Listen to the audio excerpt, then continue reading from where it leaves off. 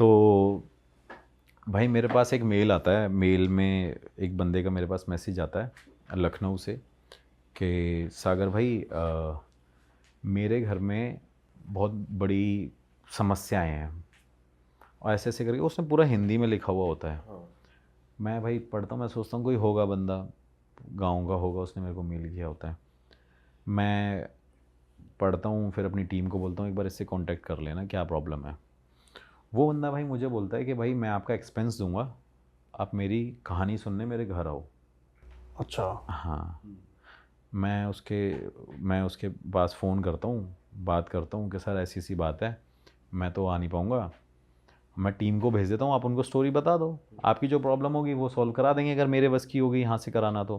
क्योंकि भाई मोस्टली जो पूजा पाठ भी मैं कराता हूँ ना, अब लोगों को घर में नहीं करा सकते हम, हाँ। क्योंकि पूजा घर में किसी की पॉसिबल ही नहीं है। जो लोग बोलते हैं ना हम अपने घर में पूजा करा लेते हैं, क्योंकि आपका मन अशांत ही नहीं होता, आपके माइंड में 100 चीज़ें चलती हैं। मैंने अपनी खुद की पूजा जो कराई थी भाई, एक अभी रिसेंटली नवरात्रे में से पीछे वाले में, मैं पंडित जी के पास 5-10 मिनट बैठता था, क्योंकि मैं नहीं चाहता मेरे पास कोई दूसरा थॉट भी आए।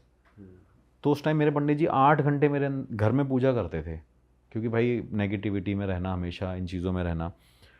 तो मैंने उनको बोला कि मैं भेज दूंगा, आप उसे बता देना, मैं पूजा बाहर करा दूंगा, आपको वीडियोस भेज देंगे या कुछ ऐसा होगा। वो भाई कहता है कि नहीं सर आपको आना पड़ेगा, आप अमाउंट बताइए अपने आने का। भाई मैं उसे बोलता हूँ सर अमाउंट क्या मांगूंगा, मैं जो भाई लगेगा आने का खर्चा भाई दे देना, और क्या है। हम लखनऊ की बात है, चलो मैं अपना वाराणसी चले जाऊँगा घूमने। तो भाई वो अमाउंट भेजता है, मैं वहाँ जाने के बाद मुझे पता चलता है कि वो एक आप कह सकते हो कि एक पार्लियामेंट का ही बंदा था। अच्छा। हाँ, जो भाई स्पीकर थे, वो एक पावरफुल बंदा मतलब। पावरफुल बंदा स्पीकर था, बता रहा हूँ आपको, स्पीकर थे, अब वो छोड़ चुके हैं उस चीज़ को। तो मैं उनसे मिलता हूँ, मैं बड़ा शॉक्ड होता हूँ भाई, उनके घर पे जाता हूँ, वैसे 4 फॉर्च्यूनर खड़ी हुई हैं, गाड़ियाँ खड़ी हुई हैं, इनोवा खड़ी हुई है। मैं जाता हूँ उनके घर में, एंटर करता हूँ, मैं सोचता हूँ भाई मैं कहाँ मिलने आ गया किसी से। अब मैंने उनसे पूछा कि सर आपकी परेशानी क्या है। मेरे से कहते कि मेरा एक भाई था, नवाब सिंह नाम है उसका, ऐसे करके बोलते हैं। कह रहे उसको ना मार दिया गया था, और वो भाई मेरा मेरे घर में घूमता है। अब अच्छा। हाँ, अब यार इतना बड़े लेवल का बंदा है वो, मेरे से ये बात बोल रहा है, तो एजिड भी है वो अंकल। तो मैंने उनको बोला, मैंने कहा सर घर में घूम रहा है आपके। कहते हाँ। कह रहे लेकिन इसको वेरीफाई करने के लिए तुम्हें एक जगह पे जाना पड़ेगा। अब मैं पूछता हूँ कि वो कौन सी जगह है, तो वो मुझे जगह बताते हैं, जगह भी मैं बता दूंगा आपको कहाँ पे है। मैंने उनसे परेशानी क्या है, कह रहे मैं भाई ऐसे ऐसे स्पीकर रहा हूँ, और मैं अभी यहाँ झांसी में रहता हूँ ज़्यादातर, बाकी लखनऊ आया था, मेरा यहाँ पे घर था, मेरे को आपसे मिलना था, आपसे डिस्कस करना था। मैंने ठीक है करिए। भाई मैं उनसे मिला, उनसे बात करी, उन्होंने मुझे बताया कि मेरे भाई को जहर दे के मार दिया गया था, मेरे भाई को अच्छा। जहर दिया और उसे मार दिया। मैंने कहा अच्छा, उसके बाद क्या हुआ। फिर मेरे से कहते हैं कि उसके बाद उसने मेरे पूरे घर में किसी को जीने नहीं दिया।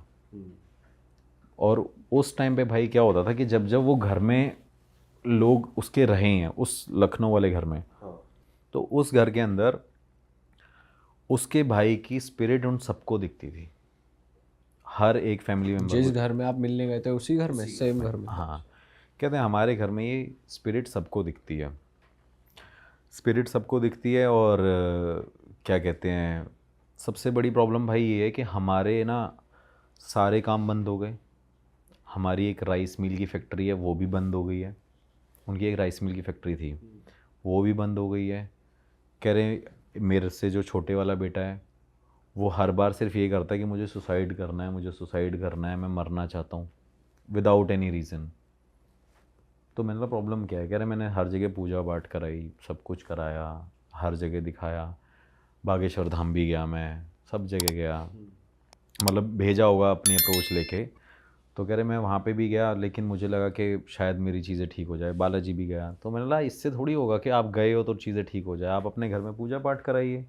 हो सकता है उसे शांति ना मिली हो इंसान को, हो सकता है वो अभी भी क्या कहते कि हैं, वो अंतिम संस्कार सही अभी ना भी हो। प्रेत योनि में हो। तो मेरे से कहता तो बेटा आप एक काम करो, मेरी हेल्प करो। मैंने कहा सर मैं देखता हूँ। इस बीच में भाई एक चीज़ और है कि उसके घर में जितनी भी लेडीज़ हैं उनको वो श्राप उसके मरने के बाद हो गया, उनके घर में कोई प्रेग्नेंट नहीं हुआ अब तक। अच्छा। मतलब जैसे उसके बेटे की शादी हुई तो उसको काफ़ी टाइम हो गया, फिर उसी का भाई हो गया, उसके बेटे की शादी हुई, उनका भाई क्या कहते हैं कोई प्रेग्नेंट नहीं हुआ, वो श्राप उनको चढ़ा हुआ था। तो मैंने बोला हो सकता है सर कि उन्हीं की वजह से सब कुछ हो रहा हो। फिर वो मुझे जगह बताते हैं कि अब एक काम करना, तुम इस जगह पे जाना। उसकी वीडियो मैंने डाली नहीं है, मैंने बनाई थी, लेकिन उन्होंने मेरे को लोकेशन बता दी। और ये गांव वालों को भी नहीं पता, ये लोगों को भी नहीं पता कि एक मंदिर में आप सोचो, एक शिव जी का मंदिर है, हनुमान जी का मंदिर है, उसके अंदर किसी इंसान की तस्वीर लग सकती है? नहीं लग सकती। नहीं लग सकती ना। उस जगह पे भाई उस इंसान की आकृति जैसा उसको स्थान दिया गया है। मतलब ये बहुत बड़ी बात है। आप एक सोचो कि एक इंसान को आप भगवान से तुलना करके बता रहे हो कि इस इंसान को वहाँ पे रखा गया है। भाई मैं उस जगह पे जाता हूँ, मैं शाम तक वेट करता हूँ। शाम तक वेट करने के बाद उन्होंने मेरे को ये बताया, मैंने कहा सर ठीक है मैं एक बार इन्वेस्टिगेशन करने ज़रूर जाऊँगा वहाँ। तो भाई मैं वहाँ पे पहुँचा, पहुँचने के बाद शाम तक का वेट किया, खेतों में रहा मैं पूरे टाइम, धूप में ही रहे, खेत के अंदर बैठे रहे, मतलब शाम हो जाए। तो उन्होंने बोला कोई परेशानी नहीं होगी, अगर कोई परेशानी हुई तो तुम मुझे फ़ोन कर देना। उन्होंने अपनी फैमिली का मेंबर कोई भी नहीं भेजा। कह रहे अगर मेरी फैमिली का मेंबर कोई भी वहाँ गया तो भाई वो पागल ही हो जाएगा। अब रीज़न ये था कि वो जो बंदे की डेथ हुई थी तब वो बंदा उस जगह पे प्रेजेंट था जहाँ पे उसका वो मंदिर बनवाया गया है। हाँ, उस टाइम पे क्या हुआ भाई कि वहाँ पे उस इंसान ने मतलब अपने आप की मृत्यु वो हुई, मतलब अपने आप को मार ही लिया था एक तरीके से। वो दोस्तों के साथ मिला, उनके साथ कुछ खाया पिया, उन्होंने उसको अप्रोच किया, जहर दे दिया, ज़बरदस्ती खिला दिया उसको। उसको मना भी किया गया था कि अपने इन दोस्तों के साथ मत रहे। और ऐसा नहीं कोई नॉर्मल लोग थे, वो भी हाई प्रोफाइल लोग ही थे। तो भाई उन्होंने मना किया था तो उसे जहर दे के मार दिया गया। उस बीच में भाई उसने क्या किया, वो इंसान प्रेत योनि में चला गया। प्रेत योनि में जाने के बाद जो इंसान उस जगह से गुजरा भाई, ये हकीकत बात है, मेरे पास एक इंटरव्यू भी पड़ा हुआ है छोटा सा, मैं आपको दिखा दूंगा। न्यूज़ में आया था? न्यूज़ में नहीं आया भाई, ये चीज़ें न्यूज़ में कहाँ ही डालते हैं। मतलब इंटरव्यू किसका था? इंटरव्यू एक बंदे का है जो लोकल बंदा है ना वो वहाँ का। आप ही ने लिया और हाँ, मैंने रात को ऐसे ही उसको, शाम को मेरे को मिला तो मैंने बोला भाई वहाँ पे चलो, तो कह रहा मैं नहीं जाऊँगा वहाँ पे, मैं वहाँ पे जाऊँगा ही नहीं। मैंने कहा भाई साहब क्या दिक्कत क्या है, मैंने उससे भी थोड़ा सा वेरीफाई किया। वो उसने मेरे को फिर बताया कि यहाँ पे जो भी आया है या तो वो उसका मानसिक संतुलन हिल गया है, मेंटली डिस्टर्ब हो गया है वो। और यहाँ पे कई लोगों की डेड बॉडीज़ भी मिली हैं कि मतलब जैसे कोई ना कोई मर गया हो सकता है रीज़न कुछ और होगा, लेकिन क्या है वो क्लेम उनको करते हैं और ब्लेम भी उनको ही कर रहे हैं कि इनकी वजह से होता है। इस बीच में भाई क्या हुआ कि वहाँ पे जो 4 लोग थे जिनको उन्होंने मारा था, तो वो लोग वहीं पे उसी जगह पे मारे गए, एक एक करके वो उन इंसानों को मार दिया। हाँ, और वो मारा किसने, वही जो बंदे को Spirit जहर दिया गया था, उस स्पिरिट ने, वो प्रेत योनि में था। फिर लोगों को लगा कि भाई ये क्या कहते हैं, ऐसे ऐसे लोग मर गए हैं, यहाँ पे ये सब हो गया, जो यहाँ पे जाता है वो मेंटली डिस्टर्ब हो जाता है। और सबसे बड़ी बात ये कि उसके घर में वही घूम रहे हैं, हाँ, वहाँ भी दिख रहा है और यहाँ भी दिख रहा है, यहाँ भी दिख रहा है। और आप जब गए थे आपको कुछ नहीं हुआ? भाई मैं बता रहा हूँ, मैं सच बता रहा हूँ, मैंने जैसे ही थोड़ा से कदम बढ़ाए ना भाई, मैं वापस आ गया, इतनी तेज़ हवा चलने लग गई। फिर मैंने मेरे को खुद डर लगा भाई वहाँ पे। और मुझे डर पता है क्या लग रहा था कि जिस तरीके से उसकी फैमिली में और उन लोगों ने बताया था ना मुझे स्टोरी कि वहाँ पे वो रहते हैं। और हाँ, एक चीज़ और है कि वो जो मेंटली डिस्टर्ब होते हैं वहाँ पे बताते हैं कि यहाँ लाल कपड़ा पहन के कोई नहीं आता। और सोचो हनुमान जी का मंदिर है, यहाँ पे लाल कपड़ा वर्जित है, उसके मेंशन कर रखा है कि आप लाल कपड़ा पहन के यहाँ पे नहीं घूम सकते, चाहे दिन में चाहे रात। हाँ, मतलब दिन में तो लोग चलो मंदिर जाते हैं, 6 बजे के बाद वहाँ कोई नहीं जाता, अलाउड ही नहीं है किसी को जाने के लिए, प्रॉपर ताले लग जाते हैं वहाँ पे। बट वही उन्होंने मेरे को परमिशन दे दी थी, वो कह रहे थे आप जाओगे अपने रिस्क पे पर। अच्छा, तो मैंने कहा चलो ठीक है, वो कोई प्रॉब्लम नहीं है, हम चले जाएंगे। भाई मैं गया वहाँ पे, हवा चलने लगी, मुझे सच में ऐसा लगा कि कोई इंसान घूम रहा है वहाँ पे, कोई है। और उनकी जो बना रखी थी ना आकृति, वो भी थोड़ी सी ऐसी, एक कह सकते हो मतलब, अब मेरे को बोलने में भी डर लग रहा है कि वो भयानक सी थी थोड़ी, मतलब देख के डर लग रहा था, मतलब यार ये इंसान मेरे को यहीं अटैक ना कर दे। तो मैं भाई उनको बोलने लग गया, मैंने यार डर तो थोड़ा सा लग रहा है यार, चल लेते हैं वापस। तो फिर एक मेरा कैमरामैन बड़ा ऐसे वही है बड़ा, अरे चलो ना भैया यार कोई बात नहीं है वो।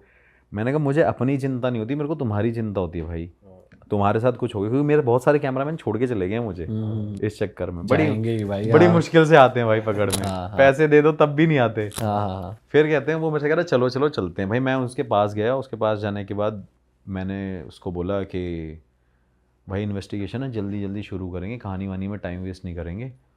और आप मानोगे नहीं कि मैं उस मंदिर के अंदर एंटर हुआ, मुझे सच में फील हुआ कि वहाँ पे कुछ है। मेरे वही अपना जो पर्सनल सेंसर मेरा बन रखा है, मेरे गूज बम्स खड़े हो जाना, ये सारी चीज़ें, साथ वालों के साथ भी यही हुआ। वो बंदे जब मेरे साथ गए, उन्होंने मेरे को छूटते ही मेरे पीछे से हाथ पकड़ के ऐसे बोला कि भैया यार चल लो यहाँ से ना, डर लग रहा है। और सबसे मैंने बोला भाई मंदिर भी है यहाँ पे, डरना क्यों है, ऐसा भी कुछ नहीं है, एक बार चल के देख लेते हैं।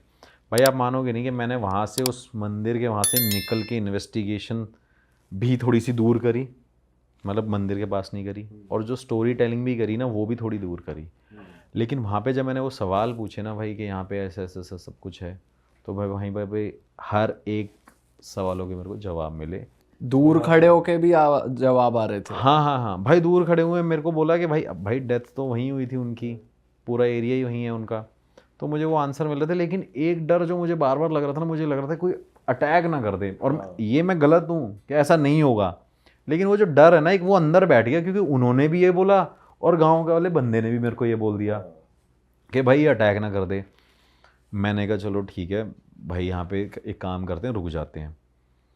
रुकने के बाद थोड़ी देर बैठे रहे, हम कार में बैठे रहे भाई। अब मैं वो खेतों में अपनी थार लेके गया था भाई, जैसे ही मैं वहाँ पे गया मेरे टायर पंक्चर हो गया था। अच्छा, टायर पंक्चर हो गया। और सबसे बड़ी गलती मेरे से क्या हुई थी कि मेरा स्टेपनी का जो टायर था वो भी मैंने पंक्चर नहीं लगवाया था। वो मेरा किसी इन्वेस्टिगेशन में कहीं करा था, लोगों ने मेरा टायर फाड़ दिया था, मतलब खड़े खड़े, वो भी यूपी में ही। तो मेरे को लगा यार मैं फंस गया भाई। फिर मैंने वहाँ पे वो कार छोड़ के आ गया कि मैंने चल काम करते हैं, कार छोड़ देते हैं, थोड़ा सा रात को यहाँ रुक जाएंगे, और फिर हम वॉक कर करके आगे मार्केट की तरफ निकल गए। मैंने उनको फ़ोन किया, सर ऐसी सी बात हो गई है, मैं यहाँ पे था और मेरे साथ ये हो गया। कह रहे मैं कह रहा था ना तेरे को वहाँ पे है, कह रहे करने वाला मेरा भाई है। अब यार ये बातें ऐसे बंदा सोच बोल रहे हैं वो प्रॉपर कि मेरे भाई नहीं कर कह रहे मेरे भाई ने तो किया है, मैं आपको बोलता रहा हूँ।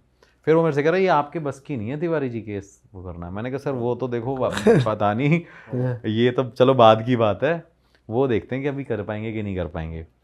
भाई उन्होंने फिर मेरे को हेल्प करी कि बोला कि तुम एक काम करो, मार्केट में वहाँ जाओ, वहाँ मेरे नोन के लोग हैं, वहाँ उनसे मिल लेना और वो तुम्हारी हेल्प कर देंगे। और उनको फ़ोन कर रहा हूँ मैं। भाई हम वहाँ पे रात को 2-2:30 बजे उनके पास पहुँचे। उनके पास जाने के बाद उन्होंने बोला कि चाय वाय पिलाई। फिर उन्होंने मुझे भाई स्टोरी बताई कि कह रहे पूरा गाँव डरता ही है, कह रहा पूरा गाँव ये 6 बजे के बाद इस जगह पे नहीं आता। और उनका भी यही कहना था कि एक इंसान को मंदिर में उस तरीके की एक वो कैसे मिल सकती है प्लेस के, भाई भगवान को पूजो। और वहाँ का रूल है भाई कि आप पहले आओगे तो पहले उन सबसे पहले उनकी फ़ोटो है। फ़ोटो भी क्या है, पूरा पत्थर से बना रखा है कि पहले भाई इनको पूजना है। अगर आप इनको नहीं पूजोगे और यहाँ पे रह नहीं सकते, ये भी एक वहाँ का वो है कि भाई आप यहाँ पे रह भी नहीं पाओगे अगर इनको नहीं पूजोगे। तो लोग क्या करते हैं, दिन में जाते हैं, उनको पूजते हैं, फिर भगवान को पूजते हैं, फिर आते हैं।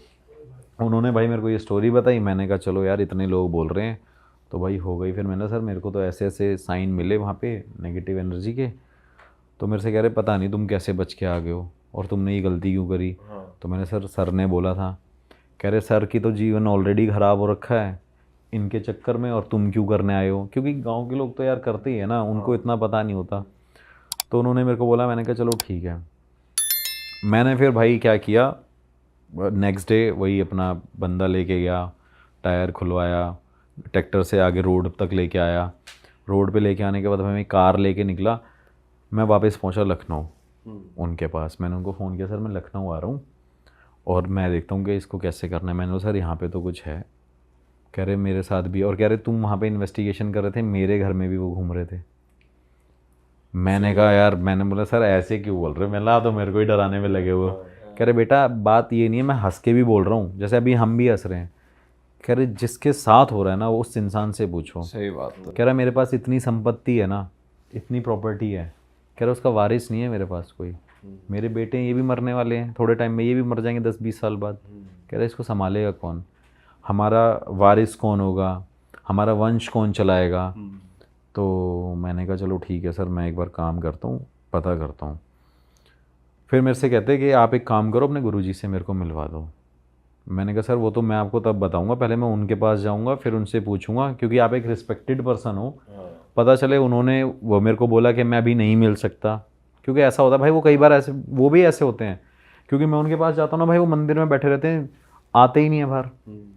3 बजे उठ जाते हैं, 3 बजे से भाई सुबह तक पूजा कर रहे होते हैं, फिर शाम को 7 बजे खाना खाते हैं, 9 बजे बैठ जाते हैं, फिर 3 घंटे पूजा करते हैं, 3 घंटे सोते हैं टोटल। उनका जब से मैं उनको जानता हूँ, हाँ 3 आवर्स वो सोए हैं आज तक एवरी डे। तो मैंने सर आप रिस्पेक्टेड पर्सन हो, मैं नहीं चाहता कि आपके साथ ये प्रॉब्लम हो। तो मेरे से कहते कि एक काम करो, आप जाके वहाँ पे पता कर लो। तो मैंने सर इतना ही, फिर मैंने बोल भी दिया भाई कि मैंने बोला यार मैं अपना एक्सपेंस क्यों लगाऊंगा। मैंने कहा सर आपको एक्सपेंस देना पड़ेगा जाने का, या तो आप एक काम करो, मैं लड़का भेज दूंगा, इसको आप 5-10 हज़ार रुपये दे देना, अपनी गाड़ी भेज दो, ये जाके वहाँ पे बात कर लेगा, उनको इसको ये जानते हैं। तो उन्होंने बोला नहीं आप ही जाओगे। कई लोग ऐसे भी होते हैं भाई, मेरे को प्रायोरिटी पे लेके जाते हैं गुरु जी के पास, कि यार जैसे जज साहब थे वो प्रायोरिटी पे लेके गए, मेरे को बोल रहे कि भाई आप मेरे साथ ही चलोगे। क्योंकि मैं यार यही थोड़ी करता रहूँगा, यहाँ से उठाऊँ सुबह, फिर यूपी जा रहा हूँ, फिर 400-500 किलोमीटर जा रहा हूँ, फिर आ रहा हूँ, मेरे पर्सनल टाइम तो है ही नहीं मेरे पास। तो मैंने उनको बोला कि चलो ठीक है मैं चलता हूँ। वो मेरे को भाई लेके गए, मैं उनके पास बैठा, अब मैं गुरुजी के पास उनको बिठा दिया। अब गुरुजी तब तक आधे 1 घंटे तक वो बैठे हुए थे, लोगों से बात कर रहे थे। जैसे भाई वो वहाँ पे बैठे, उन्होंने छूटते ही उस इंसान का हाथ पकड़ा, जो स्पीकर था, सर का हाथ पकड़ा। सर का हाथ पकड़ते एकदम बोले हाँ भाई ये आत्मा लेके क्यों घूम रहा है अपने साथ में, अपने भाई की। तो मैंने ऐसे देखा, मैंने पता नहीं क्या, ऐसे मूड ही हैं वो, मूड के ऊपर है। अगर उनका मन आ गया तो वो बहुत बात बता देंगे, नहीं आएगा तो बहुत दो शब्दों की बात करेंगे। तो मैंने कहा गुरुजी ऐसी ऐसी बात है, इनके साथ ऐसा ऐसा हो गया। तो छूटते ही बोले कि मरवाने वाला भी तो इसी का बेटा है। अरे अच्छा। मैं भाई बड़ा शॉक्ड हो गया। वो कह रहे अब आप ये बात सोचो कि कितनी बड़ी बात है, वो अपने बेटे के लिए ये चीज़ को कैसे डाइजेस्ट कर ले कि वो कह रही मरवाने वाला भी तो इसका बेटा है। वो कहता नहीं गुरुजी ऐसा नहीं है। कह रहा वो जो 4 लोग तेरे पिताजी के दोस्त थे ना, उसके साथ मिलके इस तेरे बेटे ने ये कॉन्स्पिरेसी रची थी कि भाई इनको हटाओ, फिर ये प्रॉपर्टी पे टेक ओवर मैं करूँगा, मैं वारिस हूँगा, मैं ये होऊंगा, मैं वो होऊंगा। ये सारी भाई उनकी गेम थी। गुरुजी ने पहले इतनी सी बात बोली, वो कह रहा नहीं गुरुजी ऐसा कुछ नहीं है, आप गलत कह रहे हो। गुरुजी ने बोला आंखें बंद करो। भाई उसने आंखें बंद कर ली, 5-10 मिनट तक आँख बंद करके गुरुजी ने उसका हाथ पकड़ा हुआ था। गुरुजी ने छूटते ही उनको बोला कि अगस्त की बात है। अब भाई उस बंदे ने हाँ भर दी। वो कहता हाँ अगस्त में हुआ था, 2014 में हुआ था। वो अब भाई वो कह रहा हाँ भाई 2014 में हुआ था। मैं सामने बैठा हुआ था, मेरा बंदा साथ में मेरा टीम का बंदा था। अब हम क्या करते हैं भाई, जब किसी की बातें सुनते हैं ना, जब मैं गुरुजी की ऐसी बातें सुनता हूँ तो मैं उनको यूँ बोलता हूँ देख ले भाई आज तो बता दिया भाई, ये कर दिया इन्होंने। उस बंदे को वो चीज़ डाइजेस्ट नहीं हो रही थी, लेकिन उस बंदे ने उस चीज़ पे एग्री किया। तो कह रहा तेरा बेटा कहाँ था जब तेरे वो ख़त्म हुए थे। वो कहते बाहर था कि नहीं था। वो कहते हाँ बाहर था। कह रहे तेरे बेटे ने किया है। कह रहे ये जो श्राप मिला हुआ है ना तुमको, तुम्हारे परिवार को, अब क्योंकि जो चाचा की फैमिली थी वो तो पूरी बन ही नहीं पाई। तेरे 2-3 बेटे हैं और तेरी जो बेटी हैं वही चल रही थी। कह रहे उसमें उसने किया था ये सब कुछ, और सिर्फ भाई रीज़न क्या है, प्रॉपर्टी। तो उन्होंने बोला ठीक है गुरुजी हो सकता है। अब वो बंदा भाई रोए वहाँ पे। अब वो भी मुझे बड़ा वो लगे यार कि इंसान ऐसे रो रहा है। वगैरह रोने की ज़रूरत नहीं है, इसमें तेरा कोई वो नहीं है, तेरा कर्म नहीं है, तेरे बेटे का कर्म है। फिर उसके बाद उन्होंने मेरे को वो चीज़ बताई नहीं थी। उन्होंने बोला कि सबसे बड़ी तेरी बहू वही है ना। वो कहते हाँ, वो प्रेग्नेंट नहीं हो रही ना। अब भाई उस बंदे को इतना बिलीव हो गया, क्योंकि जब मैं पूरे टाइम उसके पास गया था लखनऊ, लखनऊ से वापस गुरुजी के पास आया। इन बिटवीन मैंने गुरुजी से कोई बात नहीं करी, क्योंकि गुरुजी के पास फ़ोन का कोई ऑप्शन ही नहीं है जिससे मैं उनसे कांटेक्ट कर सकूं। एक ही ज़रिया है भाई। मैं कई बार लोगों को भी बोलता हूँ जो मेरे को बोलते हैं ना कि भाई आप गुरुजी से बात करा दो, वो ज़रिया ही यही है भाई। 500-600 किलोमीटर जाओ, फिर जाओ, फिर बात करो, फिर उसके बाद देखो वो 2 दिन है कि नहीं है, फिर लोकल साइड पे एक होटल ढूंढो 50 किलोमीटर दूर। उन्होंने बोला कि क्या कहते हैं ये चीज़ें हैं कि नहीं है। मैंने कहा सर देखो जो है ना आपके सामने है, आपको भरोसा करना हो तो मत करना, वो आपकी मर्ज़ी है।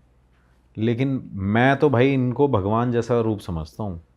ये जब तक मेरे पास हैं तब तक मैं प्रोटेक्टेड हूँ हर चीज़ से। लेकिन जिस दिन ये नहीं होंगे तो मेरे लिए तो ये भगवान का ही रूप है, तो मैं इनको पूजता ही हूँ। फिर उन्होंने उनको सारी चीज़ें बताई कि तुम्हारे घर में वो तुम्हारी बहू प्रेग्नेंट नहीं हो रही, फिर तुम्हारे घर में ये हो रहा है। वो कह रहा है वो तो घर में भी घूम रहा है, वो वहाँ भी घूम रहा है जहाँ ये होके आया है। ऐसे बोल दिया उन्होंने, जहाँ ये होके आया है। तो मैंने कहा हाँ मैं होके आया। तो क्यों गाड़ी बंद हो गई थी तेरी? बहुत धीरे बोलते हैं। गाड़ी बंद हो गई थी तुम्हारी? वो भी पता चल गया। गाड़ी बंद थी वहाँ पे, रात भर परेशान हुए। मैंने कहा जी हाँ। तो कहते वही करवा रहा था, प्रेत योनि में है वो, उसको शांति दो, शांति देने के लिए ये चीज़ें करो। भाई जब तक हम वहाँ पे बैठे हुए थे तब तक उस घर में क्या हुआ, उस घर में जहाँ लखनऊ वाले घर में उनके साथ क्या हुआ कि जब तक वो शांति वांति की बातें हो रही होंगी, ये सारी चीज़ें हो रही होंगी, उस घर में भाई उनकी बेटी थी जो आ रखी थी, वो भाई छत से गिर गई। और वो छत से गिर गई। वो छत से गिरने के बाद वहाँ से उनका फ़ोन आया कि ऐसी ऐसी ऐसी बात है। तो उन्होंने बोला क्या हुआ, कैसी क्या चीज़ हो गई है, जो भी वो उसने पूछा। कह रहे बेटी छत से गिर गई है। तो गुरुजी ने बोला कि ये तुम्हारे कर्मों का फल है जो तुम्हें मिल रहा है, इसे तुम दूर कर लो। भाई मैंने कहा चलो ठीक है। मैंने कहा सर ऐसी सी बात है, आपको मानना नहीं मानना है वो आपकी मर्ज़ी है। गुरुजी ने फिर उनको भाई 10 उपाय बताए, ये करना, ये करना, ये पूजा करना, फिर ये करना, अपने पितरों को शांत करना और माफ़ी मांगो, और माफ़ कर दें तो बड़ी बात है। मैं तुम्हें सिर्फ तरीका बता सकता हूँ। ये एक हॉन्टेड स्कूल है और ये यूपी में था।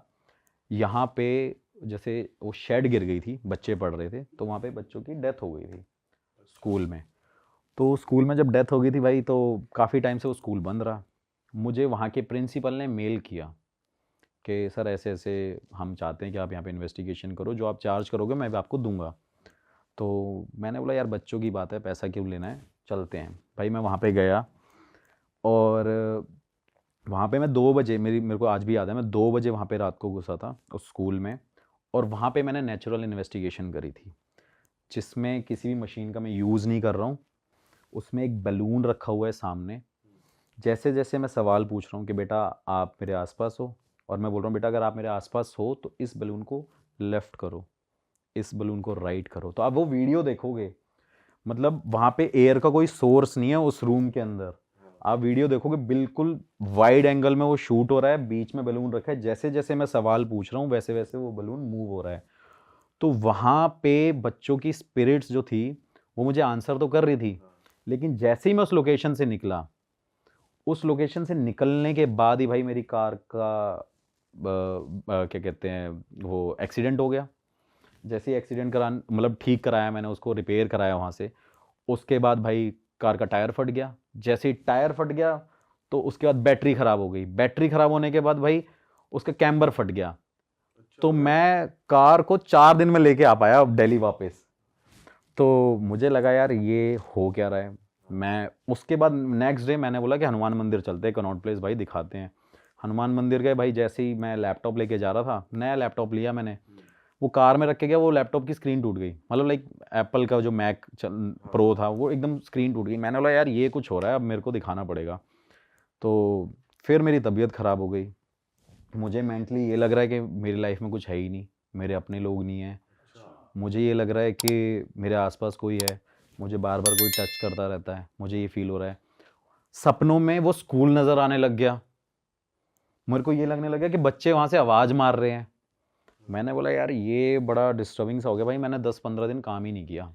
मैंने अपने आप को रूम में बंद कर लिया। मेरी माँ मेरे से पूछ रही है कि तू खाना क्यों नहीं खा रहा। मैंने बोला खाना खाने का मन नहीं है। मैंने बोला कि वो कह रहे कि चल दोस्तों के साथ चले जा, पार्टी में चले जा। मेरा मन ही नहीं है। फिर मेरे घर वालों को थोड़ा सा डाउट हुआ, फिर मेरे घर वालों ने बोला कि भाई तू अपने बाबा के पास जा। फिर आप मानोगे नहीं कि मैं बाबा के पास गया, बाबा के पास जैसे ही पहुंचा, उन्होंने छूटते ही मेरे को एकदम बोल दिया कि गाड़ी के टायर फटने लग गए, गाड़ी ख़राब होने लग गई हैं, और क्या कहते हैं कमरे में अपने आप को बंद करके रख लिया तूने। मैं हाँ बाबा। उन बाबा ने भाई ऐसे ऊपर करके देखा, कहते जा अब कुछ हो जाए तो बता दियो। मैं बाबा मुझे डर लगता है कि मैं घर से निकलूँ ना, मतलब एक ऐसा भी लेवल आ गया था कि मेरे को डर लगने लगा कि यार मैं नहीं निकलूँगा अब घर से। तो उन्होंने बोला अब घर से बाहर निकल, जो करना है वो कर। तो मैंने कहा क्या हुआ था? कह रहे बच्चों की आत्मा लग गई थी ना तेरे पीछे। मतलब उनको मैंने कुछ बताया नहीं है, उनको कुछ बताया नहीं है कि क्या हुआ है, कहाँ गया था, कहाँ गया था, क्या किया था, कहाँ था, क्या करता हूँ। वो खुद से बोलने लगे कि भाई बच्चों की आत्मा लगी है ना, जा दूँ, ठीक हो गया। मैंने कहा चलो यार ठीक हो जाऊँगा। फिर मैंने थोड़े दिन बाद आया, मेरे को लगा यार वो स्कूल की वजह से मैं बड़ा परेशान रहा। भाई मैं दोबारा उस स्कूल में गया, मैंने बोला कि नहीं भाई ये इसको करना है, इसको सॉर्ट करना है। दोबारा उस स्कूल में गया, स्कूल में जाके फिर इन्वेस्टिगेशन करी, फिर वहाँ पे बच्चों की स्पिरिट से बात करी, वो मेरे को साइंस मिले, सब कुछ। भाई ये ना थोड़ा डीप में बताओ इस चीज को कि जैसे मान लो आपने बच्चों से क्या क्वेश्चन पूछे। भाई थोड़ा सिनेरियो एक्सप्लेन करो कि आप क्लासरूम में थे, कहाँ बात कर रहे थे, हाँ क्या मैं बताता हूँ। मैं क्लासरूम लाइक 2-3 क्लासरूम थे गांव में, आपको पता है कुछ बच्चे दरियों पे पढ़ते हैं और कुछ बच्चों के लिए बेंच थी। तो भाई मैं वहाँ पे बिल्कुल जो सामने ब्लैक बोर्ड था और एकदम फ्लोर था, वहाँ पे बेंचेस नहीं थे, वहाँ पे मैं बैठा हुआ, मैं बच्चों से पूछ रहा था क्या बेटा आप लड़का हो? तो वो आपको वहाँ वैसे फील हो रहा था? हाँ भाई पूरा वहाँ पे फिर बताऊँगा सेकंड टाइम मेरे साथ क्या हुआ उसी लोकेशन पे। मैं वहाँ पे पूछ रहा हूँ कि क्या कहते हैं आप यहाँ पे हो? वो कह रहे हैं हाँ जी है। आपने मुझे पहचाना? तो वो ये भी आंसर कर रहे हैं कि हाँ भाई मुझे पता मतलब वो है। लेफ्ट या राइट कर रहे हैं? बलून ही लेकर नहीं, गया? उस टाइम सेकंड टाइम बलून शायद मुझे याद नहीं है, लाइक हाँ बलून भी था और वो भी थे, लाइक फिर वो ईएमएफ मीटर मशीन्स भी थी, क्योंकि मैंने सोचा था कि मैं नेचुरल इन्वेस्टिगेशन जरूर करूं यार। लोगों के माइंड में डाउट होता है ना भाई, मशीन झूठ भी बोल सकती है। पर ये बलून क्या ये उस बोला जाता है कि भाई ये नेचुरल उसमें आता है कि वो ऐसी एनर्जीज कैच कर लेता है? भाई, बलून में पहली बार बलून मतलब मेरे को एक ऐसा एक गैजेट लगता है जिसको आप रॉन्ग प्रूफ नहीं कर सकते। जैसे मैंने एक रूम में वहां पे बलून रख दिया, एयर का कोई सोर्स नहीं है, वो मूव होगा ही नहीं भाई। आप दूर से बैठ लो वहां पे मूव होगा नहीं अनटिल अनलेस जब तक उसमें कोई प्रेशर नहीं लग रहा होगा। तो वहां पे मैं बोल रहा था कि अगर हो तो आप इस बलून को मूव करो। और वो भाई वो इतना सेंसिटिव चीज़ है, एक बलून इतनी सेंसिटिव चीज़ है, आप उसे हल्की सी फूंक मारोगे वो एकदम उड़ने लग जाएगा।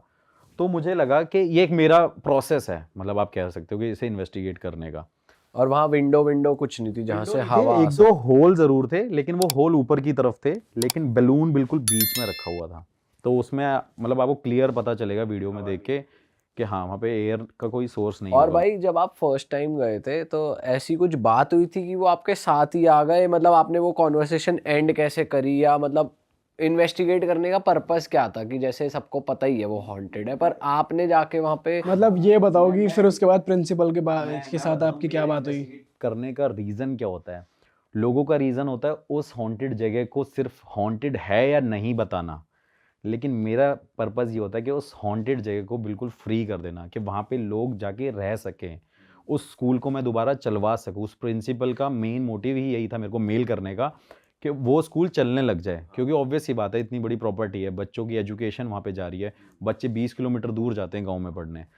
तो सेकेंड टाइम मैं गया, मैंने वहाँ पे सवाल पूछे कि बेटा आपने मेरे पीछे आए थे? तो उन्होंने उस बात का आंसर किया कि भाई मैं आपके पीछे था, मैं आपके साथ था, आप मुझे देख रहे हो, मुझे टच कर सकते हो। तो वो आंसर कर रहे हैं हाँ बिल्कुल प्रॉपर भाई। तो उस स्कूल में जब मैंने इन्वेस्टिगेशन कंप्लीट करी तो मुझे पता चल गया कि भाई अब इस स्कूल में स्पिरिट्स एग्जिस्ट कर रही हैं बच्चों की। और बच्चों की जो स्पिरिट होती है ना वो बड़ी मतलब आप कैसे ज़िद्दी होती हैं, आप समझ सकते हो कि जैसे बच्चा एक होता है तो ज़िद्दी होते हैं, किसी को चॉकलेट चाहिए, तो वो भी स्पिरिट्स बिल्कुल ज़िद्दी थी कि वो छोड़ना नहीं चाहती थी उस स्कूल को। क्योंकि आप समझ सकते हो क्योंकि बच्चे ना थोड़े से इमोशनल भी होते हैं और ज़िद्दी भी बहुत ज़्यादा होते हैं, तो वो उस जगह को छोड़ना नहीं चाहते थे। तो भाई मैंने अपने बाबा को बुलाया, और मेरे बाबा कोई ऐसे नहीं है कि कोई सोशली बहुत ज़्यादा एक्टिव हैं। हाँ 95 उनकी जिनके एज पास है, आप गए थे जिनके उन्हीं को पास मैं बुलाया। जाता हूँ, मेरे पास 95 years के 95 हो? ईयर्स उनकी एज है, जो बैठे बैठे मुझे बता देते थे कि भाई मैं इस टाइम क्या खा रहा हूँ, क्या कर रहा हूँ। तो वो पावर्स मेरे मेरे हिसाब से, मैंने आज तक कहीं एक्सपीरियंस नहीं करी, तो उनको मैंने बोला कि मतलब बाबा ऐसी बात है और मैं और आप चलते हैं, करते हैं। भाई उस स्कूल में गया मैं, आप मोटिव पूछ रहे थे ना, मोटिव ये था, स्कूल में उन बाबा को मैंने 2 दिन वहाँ पे लेके गया।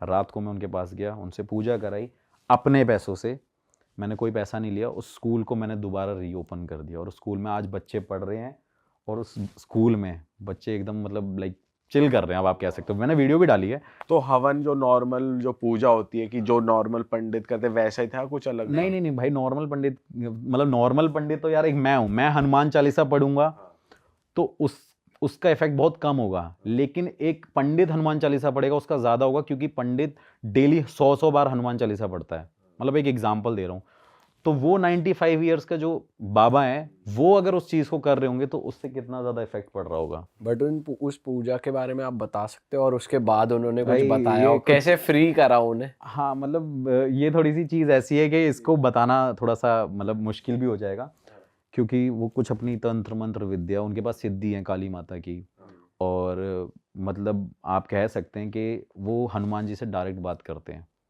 लेकिन वो कभी फेमस नहीं होना चाहते, ना ही उनका ये मकसद है, ना ही वो कभी पैसे लेते हैं। जो पैसे लेते हैं वो मैं देता हूँ उनको, क्योंकि भाई ऑब्वियस सी बात है, उनको भी आगे अपना फैमिली को देखना है, उनके भी बच्चे हैं। भाई वैसे ये होते हैं जो एक्चुअल में जेन्युइन होते हैं, वो लोग कैमरा के सामने नहीं आते और उनका कुछ मोटिव भी नहीं होता कि मुझे पैसा कमाना है या फिर ऐसा हाँ बिल्कुल बिल्कुल यार, और मेरा मोटिव जो मैं हमेशा बोलता हूँ पैरानॉर्मल में घुसने का, वो यही है कि मैं हमेशा सिर्फ ये कोशिश करता हूँ कि जो स्पिरिट जो वहाँ पे है जगह, उसको भाई फ्री करूँ, मुक्ति दिलाना मेरा काम है। अब ऐसा नहीं है कि मैं भगवान हूँ, लेकिन ऐसे बाबाओं की हेल्प से मैं इन चीज़ों को करता हूँ, और तभी इस फील्ड में मतलब इंटरेस्ट है, और नए नए केसेस मेरे पास आते रहते हैं। भाई अपने कोई और नए केस के बारे में बताओ जहाँ पे आप गए और आपने कुछ ऐसा फील करा हो कि यार वहाँ तो आपकी हवा टाइट हो गई बिल्कुल। भाई एक ऐसी जगह है उत्तराखंड में, एक भाई लोहा घाट, चंपावत डिस्ट्रिक्ट है, और लोहा घाट एक शहर है, उसके ऊपर है एक पहाड़ों के बिल्कुल ऊपर टॉप पे एबॉट माउंट करके।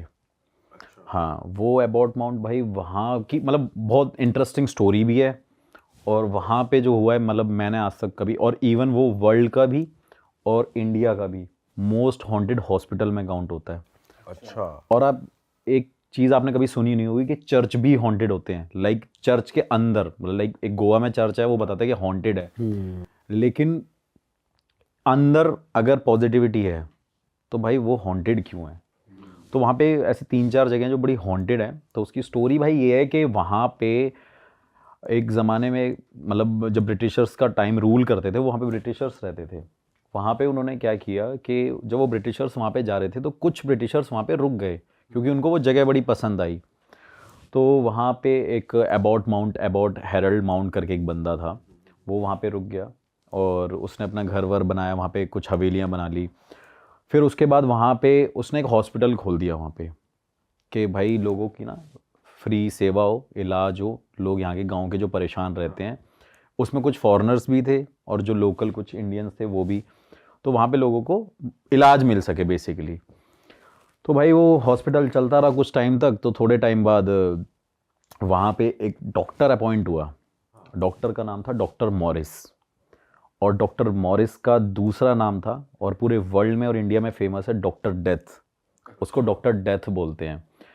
तो क्या हुआ भाई कि जब वो डॉक्टर अपॉइंट हुआ तो वहाँ पे काफ़ी सारे पेशेंट ठीक ज़रूर होते थे, मतलब ये बड़ा चलता था कि डॉक्टर मॉरिस को दिखाना है, डॉक्टर मॉरिस यहाँ पे रहते हैं, और उनके अंदर बताते थे कि एक जादू है और उनके पास ऐसी कोई पावर्स हैं, कुछ ऐसी एनर्जीज़ हैं जिससे पेशेंट ठीक हो जाते थे। कहते थे कि वो नब्ज़ देख के बताते थे कि वो पेशेंट की मरने की डेट टाइम बता देते थे। हाँ, और वो ज़िंदा कर सकते थे कि नहीं कर सकते थे, मतलब वो ठीक हो जाए या नहीं हो पाए वो भी वो बता देते थे। लेकिन ये चीज़ पूरे गांव में बहुत ज़्यादा फैल गई, और लोग वहाँ पे भाई कुछ भी, कोई भी बीमार होता था डॉक्टर मॉरिस के पास जाना है, तो डॉक्टर मॉरिस भाई उनको देखते थे, उनकी नब्ज़ देखते थे और उसको बोलते थे भाई ये पेशेंट 2 दिन बाद मर जाएगा, इसको वहाँ ले जा रहा हूँ, मैं कोशिश करूँगा इलाज करने की। मतलब जो भी अलग अलग स्टोरीज़ हर जगह होंगी, लेकिन जो मेन स्टोरी वो ये है कि वो इलाज करने के लिए उनको एक जगह लेके जाया करते थे, एक उन्होंने अपना वार्ड बना रखा था, और उसके बाद भाई वो डॉक्टर उन पेशेंट को एक जगह पे लेके शिफ्ट कर देते थे। उस जगह का नाम होता था मुक्ति कोठरी। जहाँ पे डॉक्टर मॉरिस क्या करता था, लोगों को वहाँ पे मतलब कुछ जैसे डेड बॉडीज़ को वहाँ रखता था, सबका ना मतलब लाइक सर्जरी करता था, सबके दिमाग खोलता था।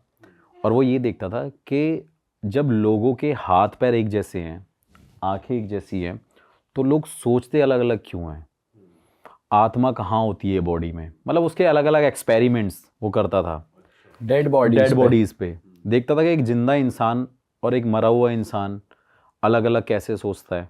मतलब वो सोचता था कि मरा हुआ इंसान भी तो सोच सकता है, अगर एक जिंदा इंसान सोच सकता है तो उसके बड़े बड़े अलग अलग एक्सपेरिमेंट होते थे भाई। उसने क्या किया, वहाँ पे बहुत सारी 100 से ज़्यादा लोगों के साथ वो एक्सपेरिमेंट किया जो मर गए हो। जो मर गए हैं। और गांव वालों को ये हुआ कि यार ये जो टाइम डेट डिसाइड करता था वो उसकी मतलब बीमारी को लेके डिसाइड नहीं करता था, वो इसलिए डिसाइड करता था क्योंकि नेक्स्ट डे उसको या सेकंड नेक्स्ट डे उसको उसको भाई मारना है और उनके साथ एक्सपेरिमेंट करना है, देखना है कि भाई ये करते क्या हैं, ये हैं क्यों, ये इंसान सोचता कैसे है, इनका दिल कैसे धड़कता है, ये सब कुछ मतलब सारी चीज़ें जो भी उसका प्रोसेस होया करता होगा। उसके बाद दिल्ली से भाई एक डॉक्टर अपॉइंट हुआ काफ़ी साल बाद। लोग गांव में हबड़ा तबड़ी मच गई कि भाई ये डॉक्टर मॉरिस सारे पेशेंटों को अंदर ले जाता है और छोड़ता नहीं है, बताता नहीं है ऐसा क्या होने लग गया है। क्योंकि स्टार्टिंग में तो वो डॉक्टर मॉरिस ठीक था, लेकिन वो कुछ टाइम बाद जाके डॉक्टर डेथ के नाम से फेमस हो गया। और जब दिल्ली का डॉक्टर अपॉइंट होता है वहाँ पे जाता है, वो बताता है कि भाई डॉक्टर मॉरिस ये रिसर्च करता था यहाँ पे।